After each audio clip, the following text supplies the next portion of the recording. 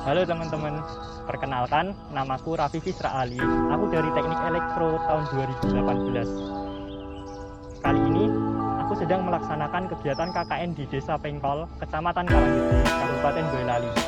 Ikuti keseruan kami sekarang juga. Yuk! Universitas Diponegoro atau biasa dikenal dengan Undip merupakan universitas yang terletak di Tembalang, Kota Semarang. Pada periode ini, Undip kembali mengadakan kegiatan kuliah kerja nyata.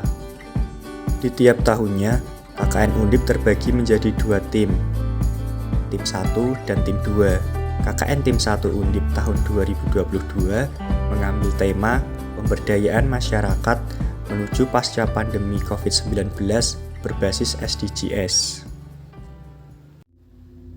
Karena saat ini sedang pandemi, KKN di Undip dianjurkan untuk dilaksanakan secara individu di daerah masing-masing. Walaupun individu, kami masih diperbolehkan untuk membentuk kelompok di daerah kami masing-masing. Lucu memang, dan tidak sesuai dengan indahnya ekspektasiku pada saat awal kami masuk kuliah. Walaupun begitu, ada banyak hal baru yang dapat kami pelajari dari KKN ini. Pengkol adalah desa lokasi kami dalam KKN ini. Pengkol merupakan salah satu desa di Kabupaten Boyolali, tepatnya di Kecamatan Karanggede. Desa Pengkol dipimpin oleh seorang kepala desa. Saat ini, yang menjabat adalah Bapak Suripno. Beliau dikenal dengan sebutan Mbah Lurah. Wilayah Desa Pengkol berbatasan dengan Desa Blumbang di sebelah timur, Desa Sendang di barat, Desa Karangkepoh di selatan, dan Desa Mojosari di utara. Desa Pengkol sendiri memiliki 4 dusun, di antaranya adalah Klencong, Durenan, Waru, dan Pengkol. Wilayah dengan luas kurang lebih sekitar 302 hektar ini didominasi oleh penggunaan lahan pertanian dan juga vegetasi. Kurang lebih sekitar 60% penggunaan lahan di Desa Pengkol adalah pertanian dan vegetasi. Sisanya untuk lahan permukiman dan lain sebagainya. Permukiman di Desa Pengkol sendiri cenderung radial dan berkembang mengikuti jaringan jalan. Kondisi sosial budaya yang ada di Desa Pengkol sendiri cukup dijaga dengan baik, di mana interaksi antar sesama masyarakat masih terjaga dengan baik pula. Serta nilai-nilai budaya masih dijalankan seperti pengajian, yasinan, perkumpulan, kerja bakti, dan lain sebagainya. Masyarakat Desa Pengkol dalam kehidupan sehari-hari lebih bergantung pada sektor wirausaha dan pertanian. Banyak dari mereka yang mengembangkan usaha pribadi seperti pedagang di sektor lingkungan, penjual beras, mebel, petani, bisnis travel, dan lain sebagainya. Desa Pengkol memiliki berbagai macam potensi untuk menarik masyarakat luas. Di sektor pariwisata, Desa Pengkol memiliki suatu jembatan yang sangat indah, Talang Braholo atau Jembatan Cinta mereka menyebutnya. Jembatan ini difungsikan sesuai namanya, talang atau saluran air. Saluran air ini digunakan sebagai irigasi. Jembatan dengan tinggi 20 meter dan panjang sekitar 200 meter ini, selain digunakan sebagai saluran air, juga menjadi salah satu objek untuk berfotoria. Pemandangan alam yang indah dan suasana yang damai menjadi pemikat banyak orang. Tak kalah dari sektor pariwisata, Pengkol juga memiliki potensi di sektor industri. Industri tahu. Siapa orang Karanggede, Klego, dan Simo yang tidak mengenal tahu Pengkol? Industri tahu di Desa Pengkol terbilang cukup besar. Pemasaran industri ini meliputi wilayah Karanggede, Klego, dan Simo. Tentunya, jika potensi ini dimanfaatkan dengan baik, pemasaran tahu di Desa Pengkol dapat lebih luas lagi. Oke, selanjutnya kita akan membahas tentang program KKN. Tiap individu diwajibkan untuk membuat 4 program dengan tema SDGs 2 program, sebuah program tentang narkoba, dan 1 program tentang COVID-19. Berikut ini program-program tersebut. Berdasarkan survei yang telah dilaksanakan pada saat KKN, masyarakat Desa Pengkol masih banyak yang kurang paham tentang kesadaran pentingnya menghemat listrik. Untuk itu, diperlukan adanya kegiatan sosialisasi hemat listrik. Kegiatan sosialisasi penghematan daya listrik saat pandemi ini dimaksudkan untuk mengedukasi masyarakat agar lebih bijak dalam penggunaan energi listrik di era pandemi ini. Program ini merujuk ke tujuan untuk memanfaatkan energi listrik dengan baik dan bersih. Energi listrik merupakan energi pokok bagi semua masyarakat. Dimanapun dan kapanpun, setiap individu memerlukan energi listrik.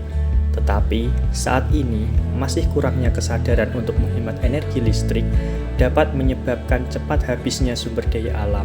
Karena pada saat ini, belum ada energi alternatif yang lebih hemat dan bersih. Kegiatan dilaksanakan door-to-door di rumah warga.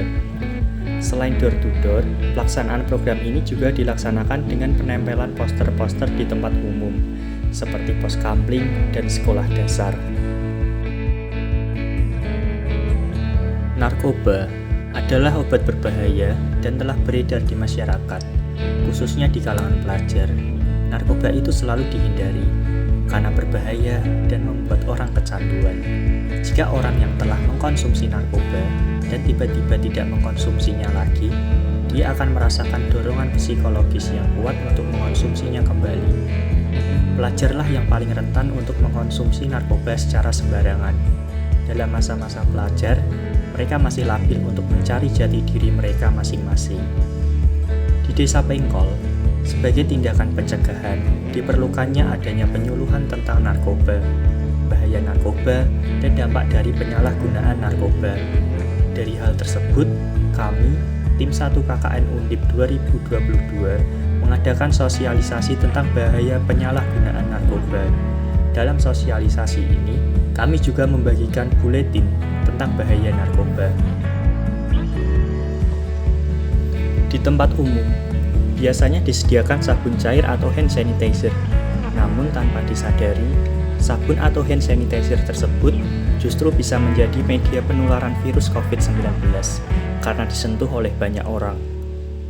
Oleh karena itu, dilakukan pengenalan dan edukasi teknologi touchless dengan alat hand sanitizer otomatis guna mengurangi potensi penularan virus COVID-19.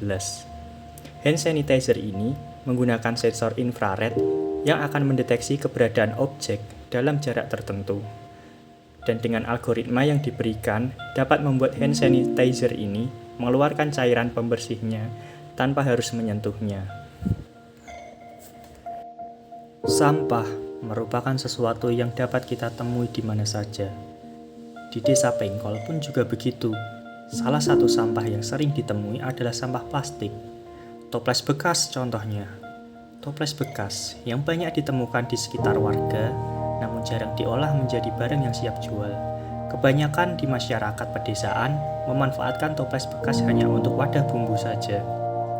Oleh karena itu, dilakukan sosialisasi serta pencerdasan mengenai pengolahan toples bekas menjadi portable emergency lamp agar menjadi barang siap jual. Sosialisasi dilaksanakan di MI Al-Muta'alimin Pengkol dengan cara mendemonstrasikan pembuatan portable emergency lamp kepada para peserta didik.